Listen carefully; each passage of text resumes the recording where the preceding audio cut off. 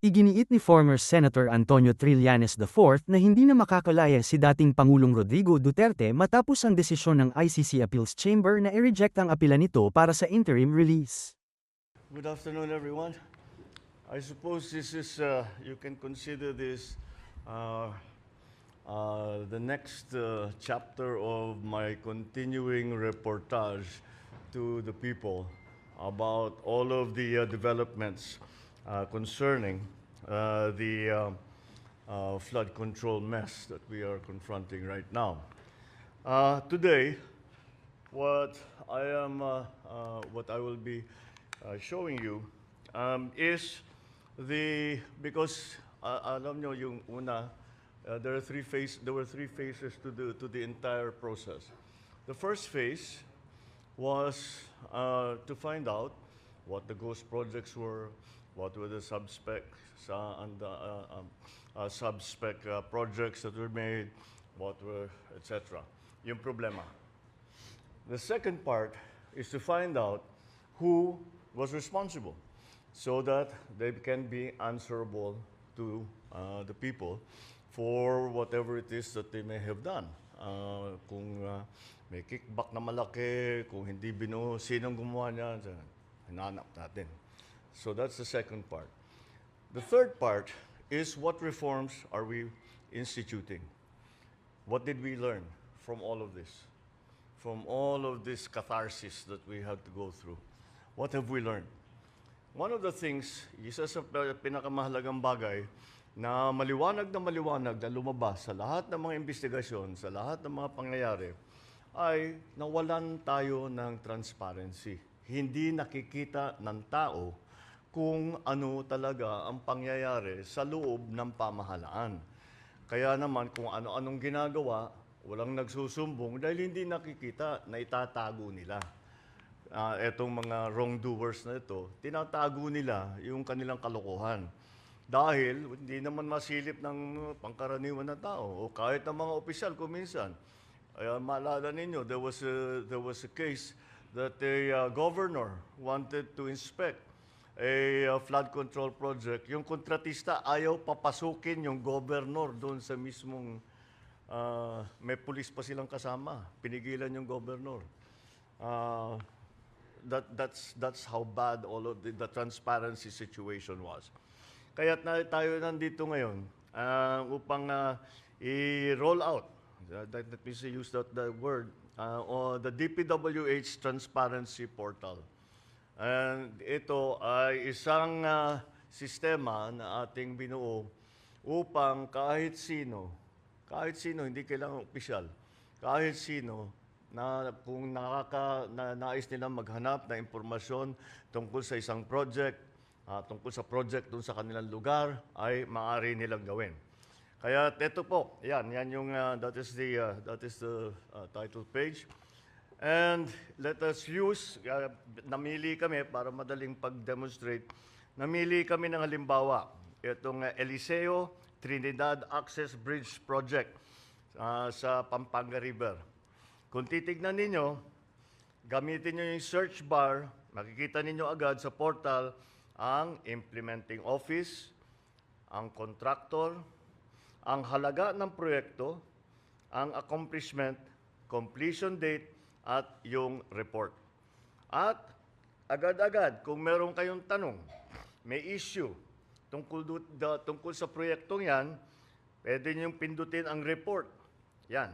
Kung saan maaari ninyong itag ang proyektong bilang completed, defective, duplicate, unfinished, o ghost.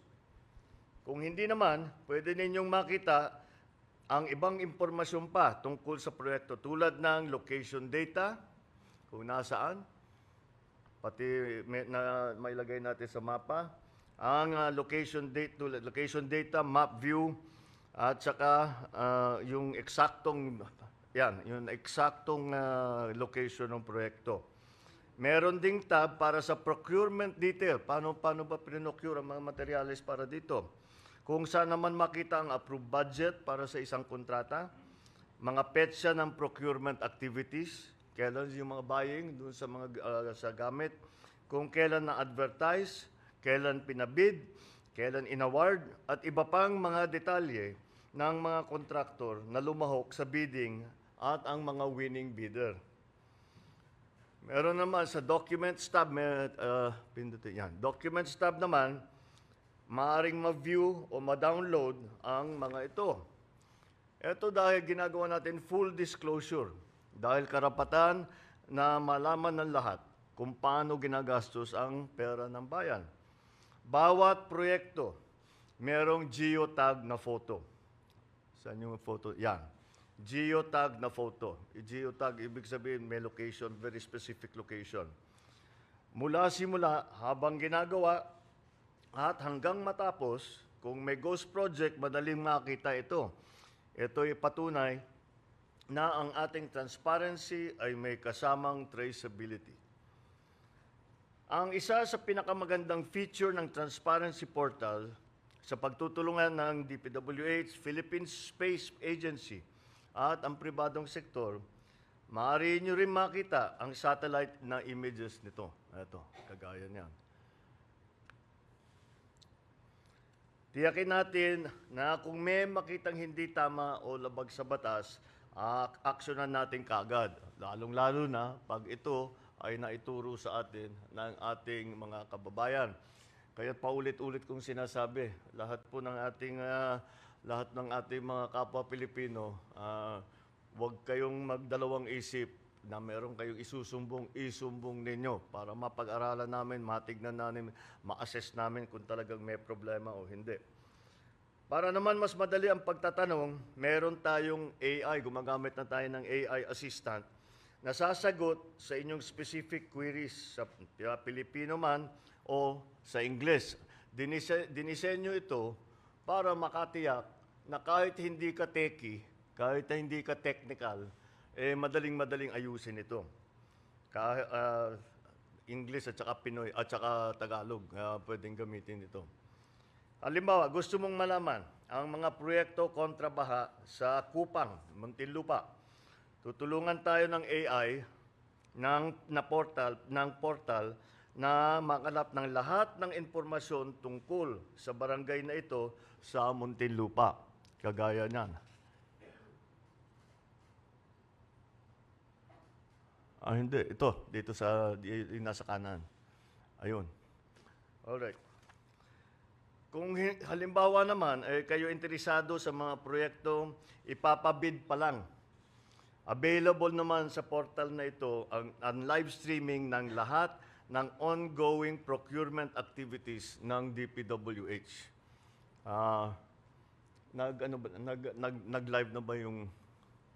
Nag-live na ba tayo dito sa... Ayan na.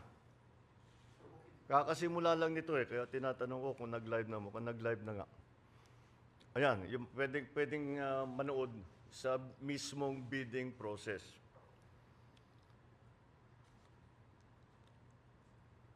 Gaya na lamang ng mga proyekto ito ng DPWH sa NCR na kasalukuyan ay pinapabid ngayong araw. Ito na nga, pinapabid ngayong araw. Ididirekta tayo ng portal sa page kung saan maaari ninyong mapanood live ang bidding process.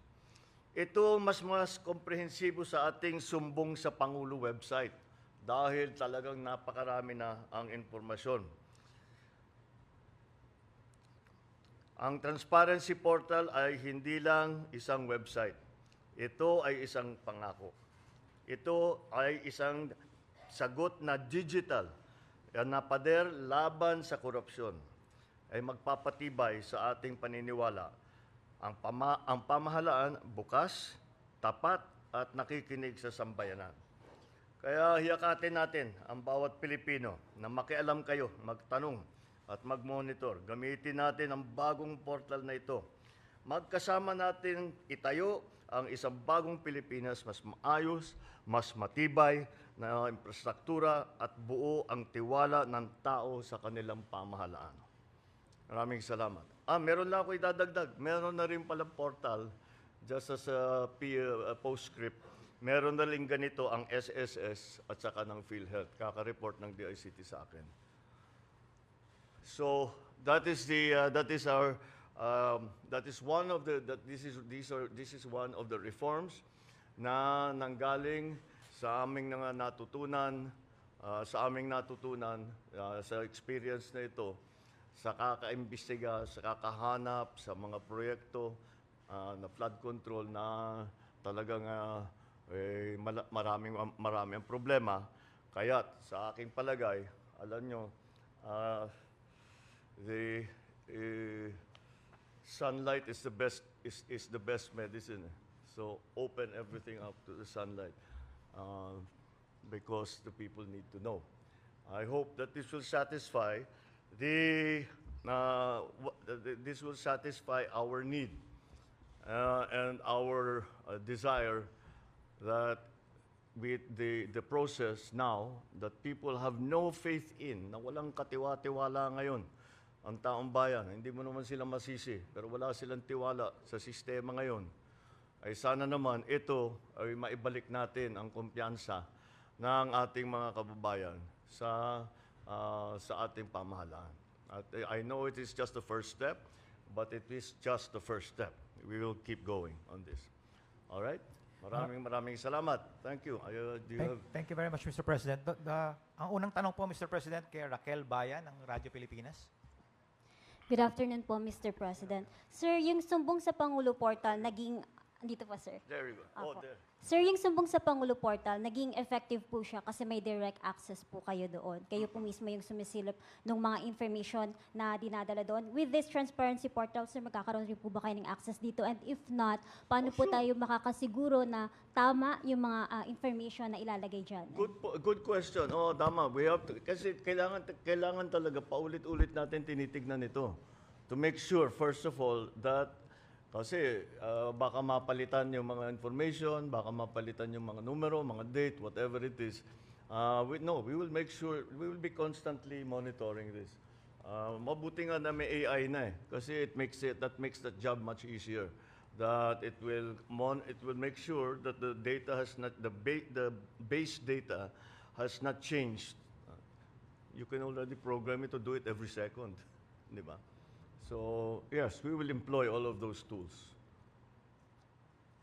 Ang susunod na tanong, Mr. President, related pa rin sa portal, Evelyn Quiroz.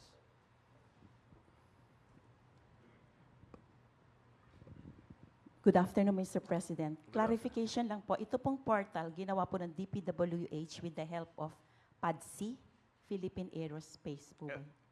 No, they came in doon sa satellite imaging. Opo. Doon yung pinipicture nung ano. Doon po sa... Oo, kasi pag may request kami na tignan itong project na ito, actually monitoring din yan eh. I don't know if you noticed, one of yung picture na pinakita namin sa iyo was a work in progress hanggang natapos. It was a flood control dike na mahaba. It started saan yun?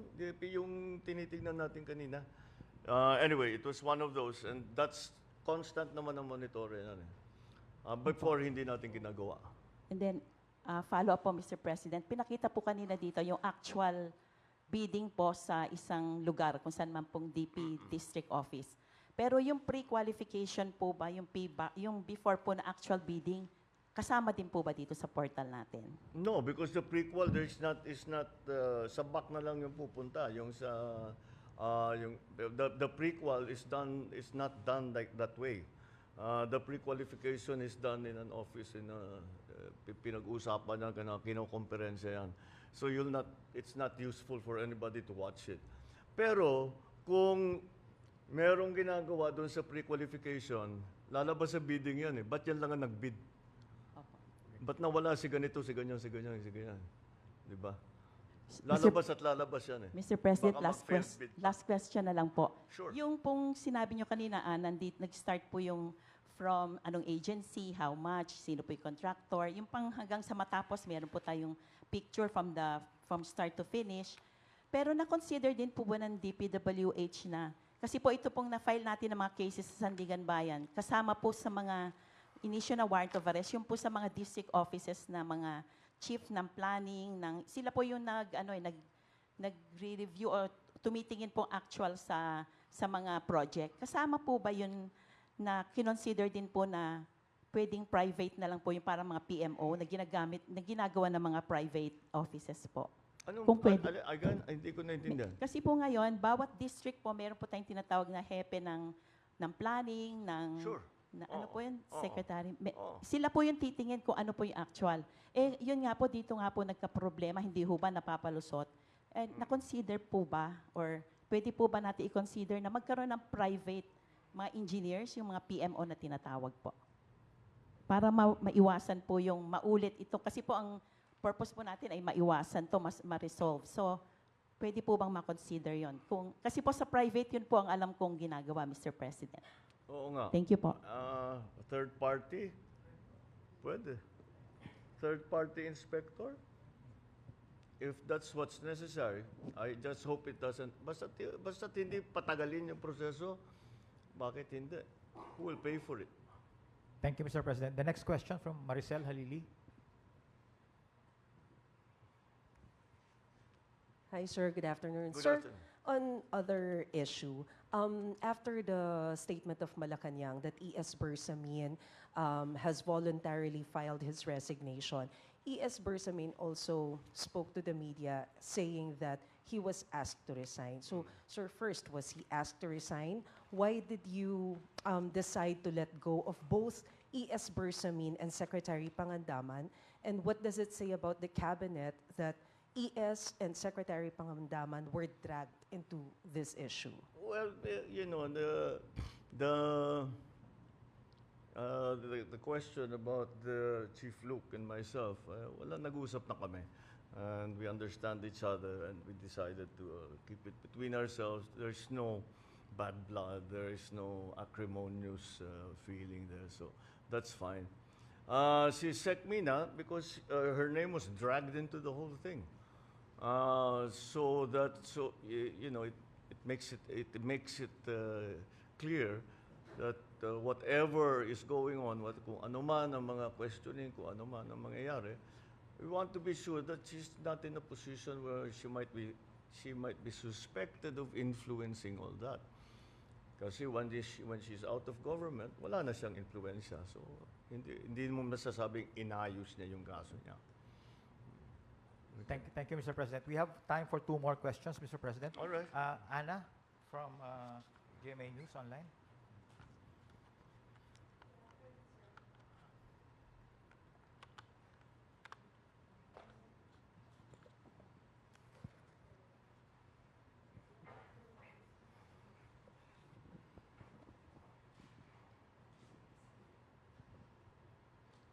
Good afternoon, sir. Good Sir, how do you respond to the drug use accusations made by no less than your sister, Senator Amy Marcos, against you and the First Family? Sir, were you hurt by her accusations, and how do you explain these claims to the public? It's anathema to me to talk about family matters generally in public. I do not like to. We do not like to show our dirty linen in public.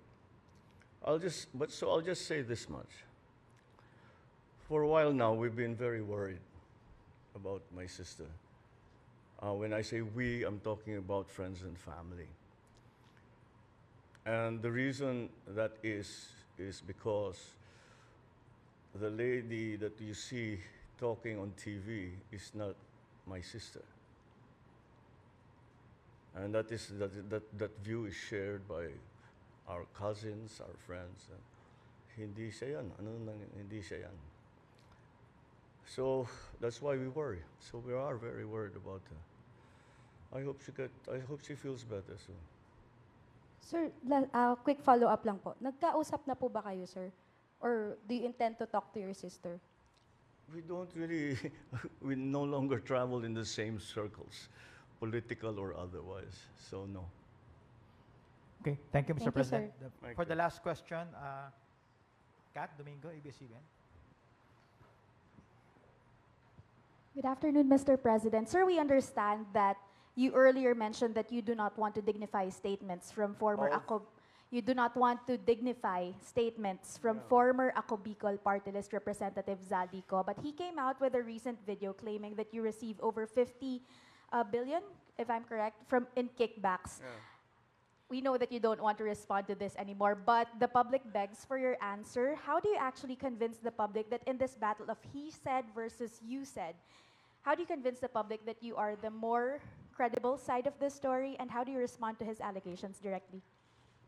Well, look at the quality of the statements. Alam mo,